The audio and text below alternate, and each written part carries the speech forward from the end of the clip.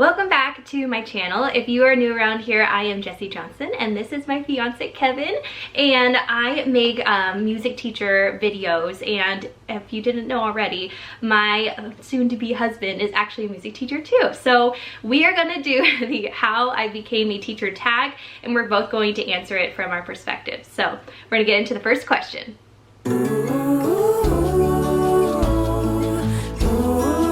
Question 1. Did you always know you wanted to be a teacher? No. I did not always know that. I always was knew I wanted to work with children, but I was not really like a yay school kind of person. I liked school, I wanted to be a good student, but it wasn't something that I was I love being at school here every day. So being the idea of being a teacher and being at school the rest of your life was not super appealing to me. But I always knew I wanted to work with kids, and then I just spent by my senior year, I was half the day was in music classes, and I just love music so much. And it finally dawned on me, I'm okay, I like being in music class, I like that part of school. So then it just perfect, I'm gonna work with children and I'm gonna do what I love, teaching music, and that's how I can make it through the day at school. What about you? Well, I grew up in a very musical family, so music was always around me. In high school, I had no idea or concept of general music at all, just because I had gone to a charter school that did not have general music at all.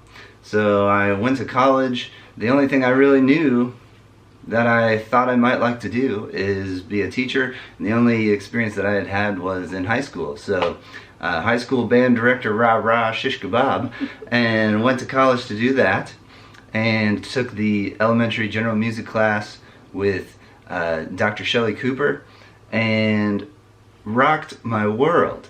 It was this is so much fun. And from then on, I knew that general music was going to be my thing. And man, I thank my lucky stars for that class, because it changed my whole life, and couldn't be happier. Yeah, I think that was kind of similar, because I was strings education, and so we were both band and strings, and then I added it into it, didn't even take it for credit. I can't remember when you take a class, you audit it. Yeah. Yeah, and I took Kay Edwards over in Miami in Ohio. She rocked it, I loved it, and I was this is the type of music I want to teach. So the second question is, what was your major in college? All right. Well, as you might have guessed, my major in college was music education, and it was at the University of Arizona, which is in Tucson, Arizona. Bear down, go Wildcats. I did also minor in Spanish. I'd always enjoyed taking Spanish classes in high school, and knew that it would be useful in Arizona with such a high level of high population of students that speak Spanish. Mm-hmm. And I love that I can connect with them in that level, and so yeah, that's what I did.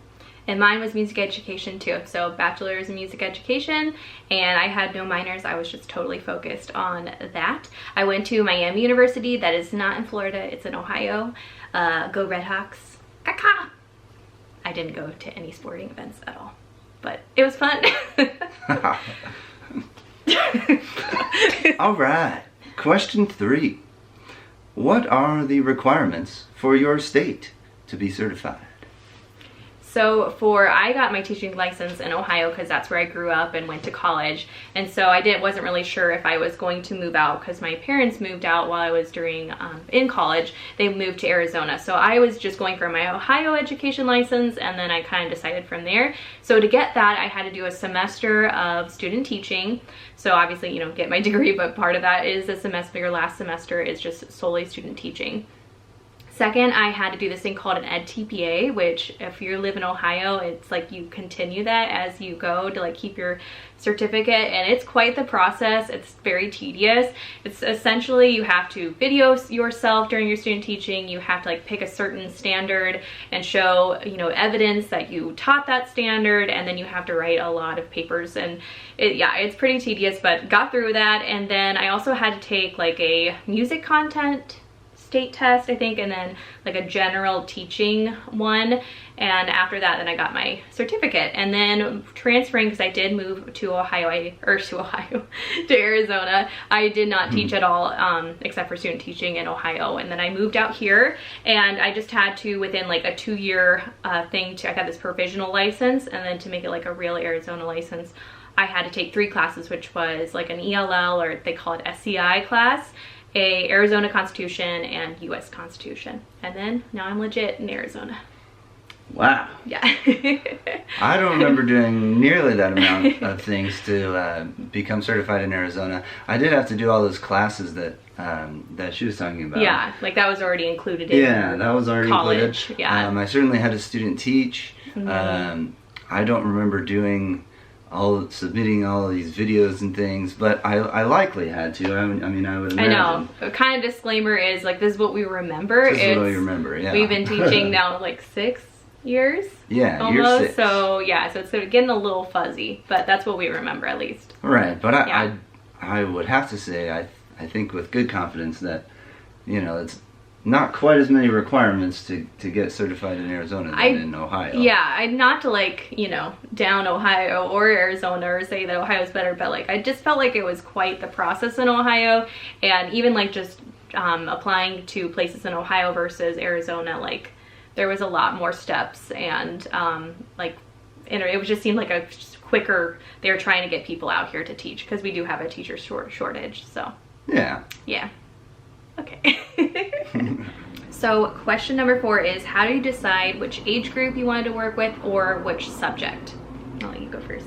All right, well, I touched on it a little bit, but just in my college class, having taken that elementary methods class, I will never forget, we had to do a mini lesson on you know, a folk song, and I chose Closet Key, and it was just a blast. I just turned on my imagination and made up this story about throwing this key into, you know, the neighbor's garden, and it was just a blast. And I knew from there, you know, elementary was going to be the way to go, and what I would love, and that's where I went. Yeah, I think that is pretty easy for me, especially too. I grew up babysitting and just loving like early education, and not that I couldn't connect with teenagers and things, that I would do it if I needed to, but I just really have a love for working with younger kids. So, and then kind of very similar, like I just love in general music, like it's just play, like you just are playing all day every day. You need to like reach your students, and through that in music it's so easy to incorporate stories and like be imaginative and yeah, just play, which is so cool. Yeah, you're inspiring kids to become creative, and I think it's just magical. You know, and we get to see them for sometimes 7 years. You just get to see them flourish and grow up. It's just remarkable. There really is, I think, no other, you know, profession like it. So towards the end, you like get to see them like become like just a glimpse of like what they're going to be like when they're an adult. Exactly. Like they're like little mini human adults. I meant to say adults, but yeah. So yeah. All right. Question 5. Did you substitute teach? I did. I know Jesse did not, but since when I was going through college, I student taught in the fall, and so that left me with the spring semester to figure out what to do. And so I was living in Tucson at the time, and I substitute taught. I enjoyed it. I would say that it's not for me, but I substitute taught in, I think I was 6 districts in Tucson, mainly because I really wanted to be able to sub in music settings whenever I could, and so being in so many districts allowed me to do that. I know that it prepared me in ways that I could never have, anticipated. Just, being in a new classroom every day. I did some long-term jobs, and that was neat to be able to have that experience. But just, seeing different kids every single day, and trying to, get them to do anything, was a task. But but it certainly prepared me. It gave me some, some grit, and I got to make some cool little memories with kids, and so it was certainly useful for bridging that gap to to start really truly starting my career. I feel like it's another little mini like stepping stone. Like Yeah. I feel like it would be nice to have some substituting. Obviously, like the best scenario is that you get a job like right out the gate. But if Right. you don't, like I feel like subbing would be like just like a step up from student teaching, where you finally are like really having to, you know, it's on you, it's all the responsibility, but yet you can be like, if it doesn't go well, you be like, peace out, like, you know, Yeah. you can kind of be like, all right, moving on to the next group, and you know, you can come back and learn a lot from it. So, Right, and it yeah. gave me a good idea of, you know, what these districts looked like.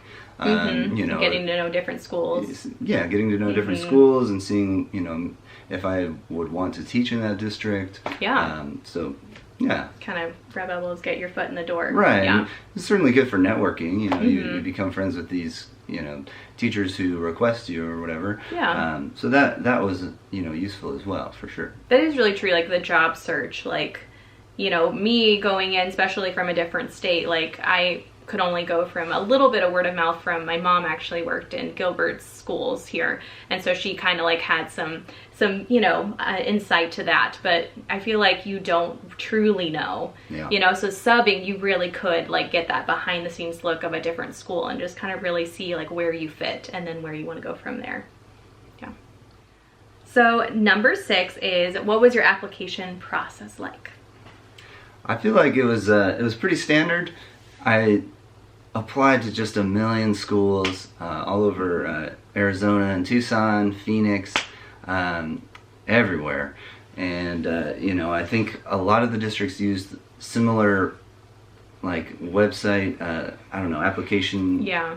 websites, and so a lot of my Hubs, information yeah. would be saved, which was nice.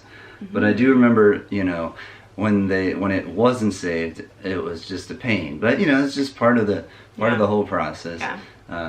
But you know, I just wanted to apply everywhere and Yeah. see where I landed. Man, did I apply to a bunch of schools.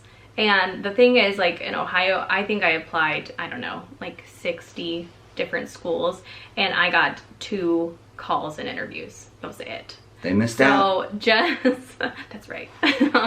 Just don't get too like hurt if that happens. Like just keep applying, keep going, because you just never know it. And there's so many things that goes into, you know, people picking applicants, and some things are just out of your control sometimes. So yeah, pretty similar, just a lot of online applications, uploading your resume. Sometimes they would have some like short answer questions, but actually I didn't come across a lot. But I remember as he was saying this, that all those short answer questions that I had to answer, I had like a Word document. So as I just went ahead and saved them in that Word document, and I could just copy and paste it because a lot of them had very similar questions. Oh So, yeah, that saved a ton of time. Yeah, 'Cause totally. then you could just, you know, tweak them a little bit if the question's a little bit different, but you already have something you can just plug in there. Yeah. You know, whenever you need it. That I remember that was a big time saving. Yes, definitely. Because why don't we reinvent the wheel every time? Yeah, for sure. Okay, here we go. Here we go. Question number 7. What were some common interview questions? I feel like this is, of course, you know, one of the more stressful parts of getting a teaching job, or any job, of course. Interviewing is the worst. And as we talked about in the last question, we had these, you know, Word docs that had, you know, kind of these pre-answered questions that we could pull from, and I used those for my interviews as well. And I think one of them that was came up a lot was, for example, I have in my document here, how do you monitor student learning and utilize your findings to ensure that all students are making and showing growth and progress? Yeah, so I think Jessie has a great way of how she did that in her interviews. So take it away. So yeah, for all those examples, I made a binder. So like when I came in, I had like a binder of lessons that I've done before. You know, in my student teaching, if I like monitored that growth, like I actually had, you know, that example there. And so I think that really was like, or any ideas, I can't remember exactly what I had in it, but I just had a lot of examples of like what I've done and what I plan to do. And I thought that as soon as I got that binder out, they're like, oh, okay. Like they were like, wow, she's really going above and beyond. So I think just, you know, printing off a few things and putting in a binder just says a lot. I know I had a like a seating chart that my cooperating teacher, you know, gave to me, and you know, inside the seating chart you had all the kids' names, of course, but then little boxes. And so I talked about how, you know, this is a way I could, you know, very quickly, informally assess students and show, you know, were they, you know, demonstrating, you know, a singing voice, or, you know, if they weren't quite there, if it was like a check or something, you know, it's, you know, not quite in their singing voice yet. You know, and I think that was a way I could actually physically show that I was demonstrating that I, you know, I was keeping track. Because you can say things all day, but like, again, like people say, you know, action speaks louder. Like, I think that that's really important, because you can make all these claims of what you do, but if you actually show them, they're like, wow, like they really back it up. Yeah, and I, you know, even having just come from student teaching, you know, if you have those kinds of things, then you're gonna be, you know, you're gonna be fine. Yeah. I think one of the other things that was really prioritized in a lot of my interviews was how I would be incorporating technology in the classroom. I think, you know, in our day and age, technology is everything. And so, you know, making that a priority was something I think that most districts wanted to see, and how I was going to do that. And so I knew that, for example, I, having worked for Apple in college, I was always someone who was... Apple snob. Yes, a little bit.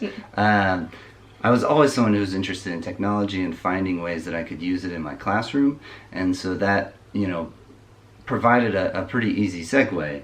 But I know that was definitely a question that I got asked in most of my interviews. Questions, yeah. Yeah, and I would just say, for any question that you get, and for the most part, I found like most people that interviewed you didn't really know what music questions to ask you. I did get some when they maybe had a music teacher sitting in on it, or they, like the music teacher that was leaving, like for example, the school I'm at now, she like prompted, she wasn't in on the interview, but she told them exactly what to ask. So you will get those like more music specific, but a lot of my interviews didn't really have that, because they just don't honestly know what to ask. So I would say just think how you can like take their question and kind of bring it into your space. I think that's really helpful. And also just make sure you answer it truthfully. I know that interviews are the worst, and they can feel like trick questions. Like we were talking about, what's the question that what's your weakness? Or what's your weakness? Yeah, or what's your worst attributes or something. Like that is just such a trick question, because if you answer it truthfully, like then you might say something that, yeah, they're like, we're not gonna, you know, like if you're like, I'm late, like how is that going to be good? And then it's always like, of course, people say, okay, pick a weakness and then talk about how you're working on it, or how you're like going to flip it a little bit. But like it's a bit of a game. But I would say answer truthfully, because a classic example is a job I'm at right now. Like they asked me, they were like, okay, how do you feel about concerts and programs, and like what kind of programs do you do? And honestly, I'm not a big program kind of person. First of all, logistics are, whew, I am not that good at logistics. I'm definitely getting better though. There's my weakness question right there. But I just truthfully said, you know, like I will do a program here and there, but it's not my main focus. I really want my kids to have a great foundation. I'd hate teaching, you know, to the concert.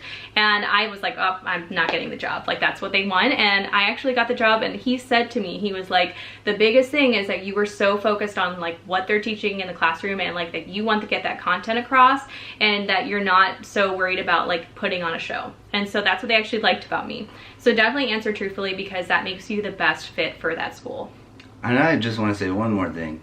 I feel like at every interview, I got asked the first thing, tell us a little bit about yourself. Yes. And so have your elevator speech. Yeah, I would highly encourage you, you know, to create and practice an elevator pitch. Yes. You know, 30 seconds that you know in and out. Yeah. And you can just, you know, say on a whim, because I every time, that's the first question. That is very true. Tell us a little bit about yourself. And man, can it get awkward if you don't have something prepared. Yeah, so, you know, I think... Short and sweet, though. Short and sweet. Leave them wanting more is a Jesse Johnson-ism. That is my saying. Everything. Question number 8 is, what was your first teaching position? Well, all right. I am currently at my first teaching position. So I teach in... how specific are we supposed to do this? I don't feel like I'm going to say where I teach. Okay. Yeah, I'm just going to say like what kind of type of job I have. And, like, I don't know. But yeah, I'm not going to say where. Okay. Yeah. This point you could do like a fast forward version of, you know, Kevin realized he's probably not supposed to say exactly where he teaches. You gotta tell your entire story. Yeah, that's true. Okay, anyways. Did you just want to I'll do that and then fast forward and go, you just keep talking? Sure. Okay, keep going. Well, I am currently at my first teaching position. I teach K through 6th grade general music. I have a before school choir, and I also do an after school drumming club, world drumming group. So that's what I do. I've been there for 6 years. 6 years. It's a Title I school. I love my school. I love the kids there. So yeah. And my first teaching position is actually not where I'm at now, but it is in the same district. So I was I think the fancy word is inherent teacher. I think I feel like I'm wrong. Itinerant. Yeah, I always say it wrong. But it's essentially a traveling teacher. So I traveled between 3 different schools teaching general music, and I think that was the best start. Of course I wasn't happy about that. I was I really just want my own school and settled in. But it really was a great experience because I think I taught, because you're traveling, I taught a little bit less because I needed that travel time. So it wasn't quite as overwhelming as a first year teacher. The other thing was that I got to experience 3 different schools. My schools, all 3 of them were completely different kind of social, economical, different, diversity. And it was really cool just to experience all 3 of them and get a lot. I guess that might have been the overwhelming part, is that you are having way different clientele for every single school. But I think that made me stronger in the end. And then, yeah, and I guess it balanced out because I did have that travel time. It was nice sometimes, like I said, with the subbing, something didn't go quite well. I was just all right, I'm leaving for the day. It's okay. I'm going to restart. It was the best restart every day. Yeah. So. And I am lucky. I've never had to travel. Yeah. I'm at one school all day long, the whole week. So I know that I am very lucky in that regard. Yeah. Very lucky. There's There's so many music teachers that have to travel, and it's there's no just one teacher at one school in some districts. I feel like my California friends, a lot of them travel. Yeah. But it's you make it work. Yeah. You make it work, and it's still wonderful that even music is in school. So, yeah. Oh, yeah. I don't know if we need to get all that into that, but. Okay, question number 9. Did you feel that you were prepared adequately or not prepared for your first teaching position? Mm-hmm. So for me, I was just talking to Kevin before we pressed play, and I was there's not many ways I did feel fully prepared, but I think that's kind of the perfectionism in us. We feel now you're in the real world, and there are so many things you don't know. But I do think that I was prepared in many ways of learning how to lesson plan, how to find information and resources, and just content based. I had a lot of knowledge about music and, what to teach and all of that. But I think for me, I can't remember what I said. How did I say I was not prepared? I forgot it. What was it? What was I just saying? I don't know, because I was thinking what I was going to say. I remember, okay. So, but the way that I was probably not prepared for the most is just the backlash on singing. When I just remember this one song that I was okay, everybody, let's sing this song. And I'm at the piano and I'm plunking away, and then I'm realizing no one is singing with me. Everyone is staring at me. And I just feel it's so common. It is. It's it's a sad realization, but I do understand all of the emotions and baggage behind it now, why kids don't just sing. Yeah. And I think it was a 3rd grade class, and I do think the younger kids, you can pretty much expect them kindergarten, 1st grade, just to sing. They'll be fine. But it does start to get into that those older grades that it starts to happen, and you just have to figure out how to kind of dangle the carrot, how to make them feel safe and. Right, building a safe environment, yeah. building trust, building a rapport is just, I don't think there's time to talk about that as much as it needs to be talked about in college. And I know it, particularly in my school, just the, the behavior and lack of social skills that I encountered in the beginning of my teaching career. I just had no idea that I was going to be, trying to handle all these different behaviors and just all these different things that and so many of our kids are just not prepared as they as strongly as they could be for school. And they just have so much going on at home in their lives that then they're expected to come to school and remember all these things.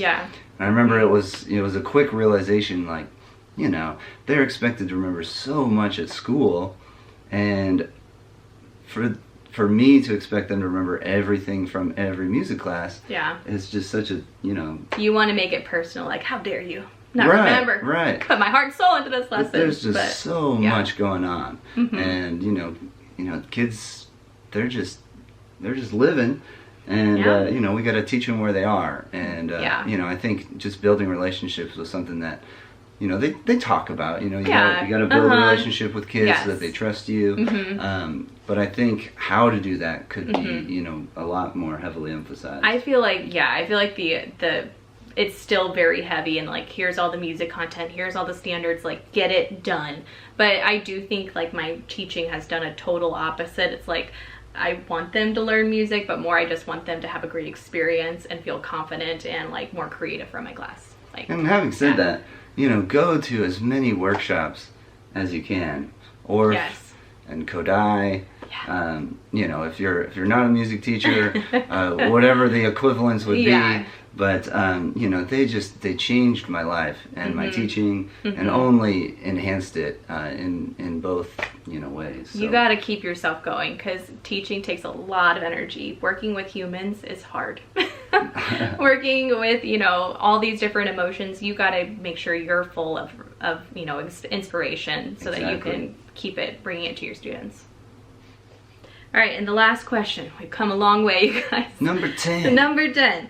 Advice for people that want to be a teacher. What advice would you give them? I think the biggest thing that I could say is, know that you are not alone in this, and becoming a teacher and in growing as a teacher. I think finding, various communities that you can be a part of will only, help you feel like you have someone that can help you, or people around you that can help you, and that are going through the same struggles as a first-year teacher or a new teacher. I know that, as I said in the previous question, going to Kodai and ORF workshops, my local chapters were just a godsend for me. They just gave me so many tools, so many activities that I know I could just... they would just be foolproof in my classroom, and especially they were. Like when most of the time from your district, you're not going to get those music specific trainings. Right, and I think while it is an investment, it's only gonna make your experience as a teacher more positive, and certainly it's gonna be help your students become more creative beings. I think also they're just social media is huge. And there are ways where it's negative, and there are ways where it can be really positive. And I think there are a million Facebook groups that are very supportive to first year teachers. I know I'm a General Music Teacher is a Facebook group that's been around for a long time. I know David Rao over at Make Moments Matter. He has his own Facebook group that is amazing. He does these Monday musical every Monday Facebook Lives that are fantastic. So just surrounding yourself with people that are gonna help you grow professionally, is only gonna help keep you from getting burnt out or feeling overwhelmed. Just the isolation that you can feel is really overwhelming as a music teacher. So definitely get out there, because I think it is necessary. It is so necessary. Okay, if you feel bad, like, because I have had that moment of like, when I traveled, that was the thing that I kind of brought me down a little bit, is because I didn't feel fully part of a school community. I was kind of off on my own. I was traveling from school to school. I'd be in there for an hour. Most people are like, who are you? So it can get really overwhelming feeling that kind of isolation. So definitely get out there. You have options. You just got to find them. Yeah. And then for me, I would just say, people that want to become a teacher, like, just balance is such a big topic right now for teachers, and finding balance. And you can get so easily consumed into your job, and your whole identity can be that, a teacher identity. And you are so much more than that, and it's an amazing part of your life, but it can't be everything. those kids, and it's so easy because of the kids, because you're like, how can I, you know, how can I just put this work away because I'm gonna let you down or something like that. But you are a person, and you ultimately will let them down if you run yourself into the ground. Like, you have to have balance. You have to fill your cup before you can, you know, fill other people. Like, you know, you are a cup, you're filling your water, you're finding balance, and you will be overflowing, and so you can give to your students. And if you're not, like, you know, a dry well, you can't give anything. So that old chestnut. Well, you made it to the end. It's been a journey. It has been a journey. If you're still here, hey, thank you. Thank you. I mean, this has been you know, a really illuminating experience, I think, for both of us. I hope you found some value in it. Yeah. If you did, certainly hit that subscribe button and like the video, all those other things that you're supposed to do with social media things. If you liked it. At Music and Motivate, she rocks. I really appreciate Kevin doing this. I think this is the most he's been on camera, and it's really sweet that he did it. And I really liked talking and like hearing his answers too. So yeah, hopefully it was helpful. Yeah, we hope so, and we hope that, you know, if you're choosing to be a music teacher, understand that you have such a responsibility, and it's such a joy to, you know, watch these tiny individuals grow up into, you know, creative musical human beings, and it's truly magical. So you have an important job in this world, and cherish it. Yes. Thanks for watching, guys. We'll catch you later.